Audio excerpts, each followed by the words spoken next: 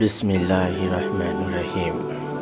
সূরা আল ফাতিহা আরবি মুসলমানদের ধর্মীয় গ্রন্থ কুরআনের প্রথম সূরা। এর আয়াত সংখ্যা টোটালে 7টি এবং রুকু সংখ্যা 1টি। ফাতিহা শব্দটি হচ্ছে আরবি ফাতহুন শব্দ যার অর্থ উন্মুক্তকরণ। এটি আল্লাহর পক্ষ থেকে বিশেষ প্রতিদান স্বরূপ।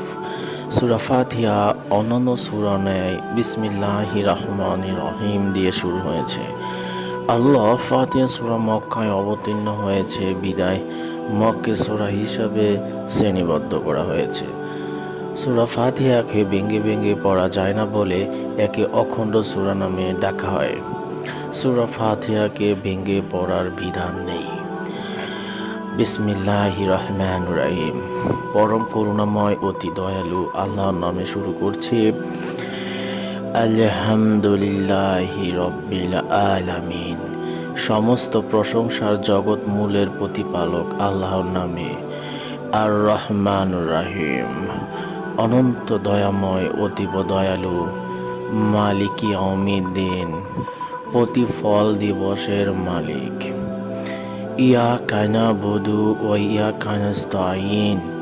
আমরা শুধু আপনারই দাসত্ব করি এবং শুধু আপনারই নিকট সাহায্য কামনা করি।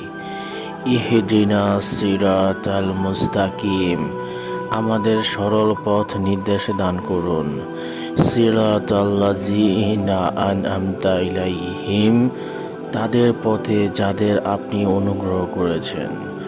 গায়রিল মাগদুবি আলাইহিম ওয়ালাদ-দাল্লিন। আমিন। এবং তাদের পথে নয় যারা আপনার ক্রোধের শিখার ও পথভ্রষ্ট হয়েছে। কবুল করুন।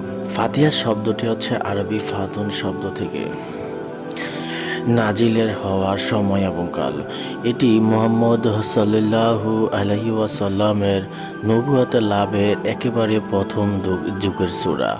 বরং হাদিসের নির্ভরযোগ্য বর্ণনা থেকে জানা যায় এটি মুহাম্মদ সাল্লাল্লাহু আলাইহি ওয়াসাল্লামের উপর নাজিলকৃত প্রথম পূর্ণাঙ্গ সূরা। এর আগে মাত্র বিচ্ছিন্ন কিছু আয়াত নাজিল হয়েছিল। সেগুলো সূরা আলক, মুজামিল ও মুদাসসির ইত্যাদি সন্নিবেশ হয়েছিল। বিষয়বস্তু হচ্ছে আসলে এই সূরাটি হচ্ছে একটি দোয়া। যে কোনো ব্যক্তি এই গ্রন্থটি পড়তে শুরু করলে আল্লাহ প্রথমে তাকে এই দোয়াটি শিখিয়ে দেন।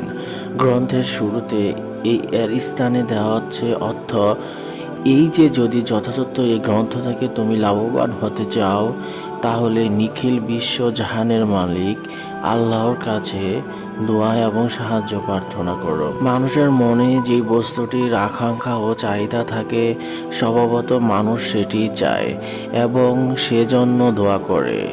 আবার এমন অবস্থায় সে এই দোয়া করে যখন অনুভব করে যে সত্তার কাছে সে দোয়া করছে তার আকাঙ্ক্ষিত বস্তুটি তারই কাছে আছে। কাজে কোরআনের শুরুতে এই দোয়ার শিক্ষা দিয়ে যেন মানুষকে জানিয়ে দেওয়া হয়েছে সত্য পথের সন্ধান লাভের জন্য এই গ্রন্থটি পড়ো। সত্য অনুসন্ধানের মানসিকতা নিয়ে এর পাতা উল্টাও। নিখিল বিশ্বজাহানের মালিক ও প্রভু আল্লাহ হচ্ছে জ্ঞানের একমাত্র উৎস। এক কথা জেনে নিও, একমাত্র তার কাছেই পথ নির্দেশনার আর্জি পেশ করেই গ্রন্থটি পাঠের সূচনা করো।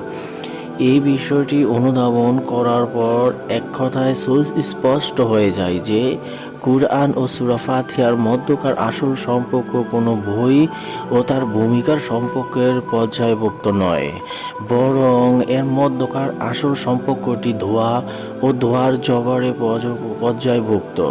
সূরা ফাতিহা বান্দার পক্ষ থেকে একটি দোয়া আর আল্লাহর পক্ষ থেকে কোরআনে তার জবাব। বান্দা দোয়া করে, হে মহান প্রভু আমাকে পথ দেখাও। জবাবে মহান প্রভু একই বলে সমগ্র কোরআন তার সামনে রেখে দেন।